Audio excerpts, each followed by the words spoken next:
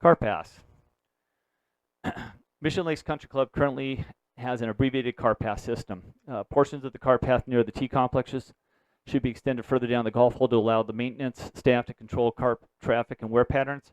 The car traffic at the green should be extended further back toward the landing area for the same reason. In each case, the extended car path will be situated so that it is not easily viewed from the tee complex or the fairway landing area. What this essentially says is you've got an abbreviated car path system where you don't have car paths in the fairway areas, and we're completely supportive of that. It's really nice not having car paths completely in view. But in many cases, what happens is the car path actually ends at the forward tee complex, and everybody exits the car path at one point, and then Andy's crew doesn't have the ability to stage and kind of direct people off the car path in different distances. The same thing happens at the green complexes, and so what we're proposing to do is to extend those car paths. Sometimes it's 100 feet, sometimes it's 150 feet, but by having that extra distance, it allows Andy to kind of set stakes and say, okay, on Mondays you're going to exit the car path here, on Wednesday you're going to exit the car path here, and then we don't get those identified wear patterns. At the same point, from a golf architecture standpoint, I don't want to stand on a tee and look down a car path. It's the last thing you want to see. You want to see green grass, you want to see bunkers, you don't want to see car path. And so we're going to situate those car path extensions in areas that they're going to be convenient, but they're not going to be in view. Sand bunkers.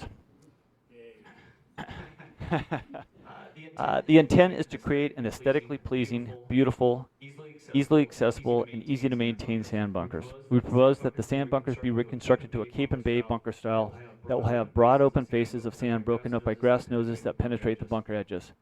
This will allow us to create a variety of angles, shadows, and views toward the bunkers from various portions of the golf course.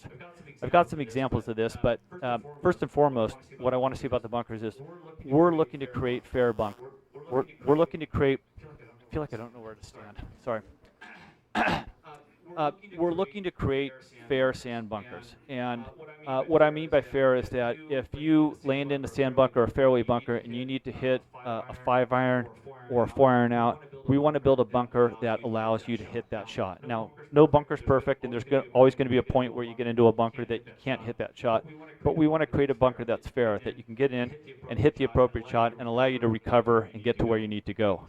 Secondly, we want to create a bunker that's easily accessible. And that sounds simple, but many of us know that you've played a golf course before where you feel like you've got to step down 2 feet into a bunker and you've only got a limited access into that bunker. What we're going to do is create points where you've got 3 or 4 access points to get in and out of the bunker, whether or not you're trying to get up onto the green complex, trying to just get into it, get in and out of the bunker. And so accessibility is going to be a big part of what we do. And then aesthetics. We think you've got a beautiful golf course out here. We think there's an ability with the bunker design to really enhance those bunkers and really create some different angles and shadows. And here's some examples that we've done. This is the course we did at Industry Hills Golf Course. This is the Eisenhower course. Again, it shows kind of big, broad, open faces, but the sand's broken up by these noses that come down and break up some of the angles. Another example of the Eisenhower course, again, some of these noses that come down that open it up. But again, open areas where somebody can get in and out of the bunker from multiple different points. Green complexes. Many of your green complexes have significant slope within the green, and what that does is it minimizes potential pin locations and impacts the playability of the golf hole. The modified greens will have subtle slopes and encourage numerous pin locations and fair putting conditions. And I think the best example of one of the greens that is difficult right now is hole number 10, where you've got so much limited space on where Andy can place the pin. It does two things. One is it makes a very difficult golf hole to play, but it also limits Andy and his crews, his ability to kind of move the pin locations and allow the turf grass to kind of rejuvenate in some of those areas. So what we're looking to do is create nice, subtle greens, allow Andy to have multiple pin positions where there's going to be three back pin positions, 3 to 4 middle positions, and 3 to 4 forward positions, and really create some variety. This is an example of one of the green complexes. This is I can't recall if it's the 7th hole or the 8th hole at Indian Canyons. They've changed the 9s a couple different times. But in my mind, golf's intended to be fun. And you can build greens that repel shots, and then you can build greens that actually kind of accept shots. And we're of the mindset that we like golf. We like greens that actually kind of accept shots. And so if you look at a green complex like this, you may hit the wrong button. My apology. If you look at a green complex like this, you hit to the left of the green, you're going to bounce onto the green. You hit to the right of the green, there's a chance you're going to come into the green. So not all greens will be built like that, but the intent of the green is to be able to accept shots, to have multiple pin positions. Another example, this is either the 8th or the 17th green. This is the other green complex. Again, what this also is intended to show is just how we really try to transition from the green complex out to the fairway, that we've got nice, smooth, flowing lines, that everything kind of feels like it flows and goes together. And as we move forward during this process, and as we go through the approval process, and even into construction, our goal is, once we actually get through and finish, whether it be a sand bunker complex or a green complex, we want somebody to come out there 2 months later and say, it doesn't look like you changed a thing, in the sense that you changed it, you may have made it more beautiful, but it fits in with the golf course. It doesn't look like it was added on later, that it feels like it's part of the fabric of Mission Lakes Country Club. We're going to go through a hole-by-hole analysis, and we'll start with the practice range. I'm really excited about the practice range. In fact, I think it's one of those changes that can really enhance the practice experience at Mission Lakes Country Club. And currently, just to get you oriented, this is the 18th hole that's playing right here. This is the 17th hole that's playing right here, and this is the 14th hole that's playing right here. Currently, I think your tee complex is somewhere up around this location, right where the car path from 17 to 18 passes over, and you're hitting in a southerly direction. And while I think that you're in the right location, what this also does is it really brings into play the maintenance yard. And that maintenance yard is about 150 to 180 yards off on the right-hand side. And most of us know that some of our shots are going to be missed about 150 to 180 yards on the right-hand side.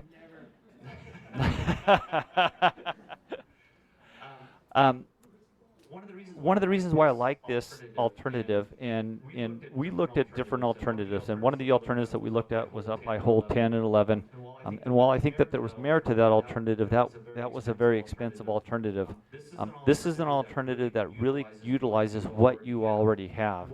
And what we're proposing to do is to just simply relocate the hitting area or the teeing area down by the maintenance yard and down by the restroom right here. What this allows is a couple different things. Is you've got a nice big broad open space of grass that we can build a grass tee. We could even put a concrete tee there if the grass tee gets worn out. But now you're hitting uphill. And you're just hitting uphill slightly, but you're also hitting in a northerly direction. And what's nice about a northerly direction is you'll never be hitting into the sun. On a southerly direction, you're hitting into the sun in the afternoon. If we were to face it east, you would be hitting into early morning. With this driving range, you'll never be hitting into the sun. You'll always have the sun at your back. The other thing that we can do is we can create a nice set of target greens out there that will help you to practice your shots. And we're not going to go out there and just stick target greens out there. We're going to try to create target greens that help you emulate shots that you might hit on the golf course. And I may not have my yardage just right, but let's say into the third green, you find yourself, you're hitting a 5-iron or 6-iron, or you've got a certain shot. We're going to try to recreate that feel and that shot acceptance on the practice range. And so if that's a 150-yard shot for you, then the 150-yard target green is going to be something shaped to kind of emulate the third green. So I'm using that as an example, but we're going to look more in detail in that. We're not going to put sand bunkers out there. One is it's a wash and the sand bunkers will get washed out. Two is it just adds a lot more maintenance for Andy and his crew to do that. As part of that, what we'll do is you've already got some natural trees right there, and we'll enhance that and try to create more separation between 14. There are some changes that we're going to do, and I'll address it with hole number 17. But the 17th green we would actually pull back, and that's actually part of trying to create different yardages for the par 3s. But also we want to make sure that we don't want to substitute one errant golf ball issue for another. And so what we've endeavored to do here, and I believe that we're very successful, is we're going to create a situation where you're going to have a practice range that players will be able to hit driver. They'll be able to hit any club they want, from a sand wedge to a driver, and have all the length and all the safety that they need to create a great range. The practice putting green. Currently what you're looking at is, obviously this is the parking lot area right here. This is the current number 1 tee. This is the 9th green area. And you've got a wonderful situation right here where you currently have 2 cart paths that come down to create a practice putting green that will really, in my mind, create a nice sequence of getting in your cart and going to the first tee, but being able to come to a point where you can park your cart. We've got cart parking along this side right here. We can even add cart parking along here. But a nice natural progression is you come down in your cart, practice your putting stroke here before you come to the first tee. Again, with the putting green, we're going to try to recreate situations that you're going to encounter on the golf course. We may have, you're going to have uphill, side hill, downhill, right to left to right putts. We'll probably even create one area where we have a completely dead flat spot where you can really grind and really kind of determine how you can hit straight putts. But again, really trying to recreate some areas. We might even add a couple areas where if there's a steep transition on a green, maybe we've got a small section of this green complex that'll allow you to practice that shot. We've got 2 proposed practice chipping green areas. This is in the current area. Is this the putting green right here? Okay. So what we're looking again to do is recreate a chipping green that allows you to play these shots. Probably have 2 bunkers that we would allow people to hit shots out of, and really create these bunkers to allow you to hit what I would call a shallow bunker shot, where you might have a bunker that's maybe a foot below the green, a medium-sized bunker, and then a deep bunker that might be 3.5 to 4 feet below the green. We could probably do the medium and the deep bunker within one bunker. But again, create a green complex that allows people to hit either bump and run shots, flop shots over the bunker, downhill shots, different shots that really kind of allow them to kind of hone their skills. What we'd also do is we'd probably add more trees along the backside, try to shield the cart path, create some protection between the chipping green and the parking lot.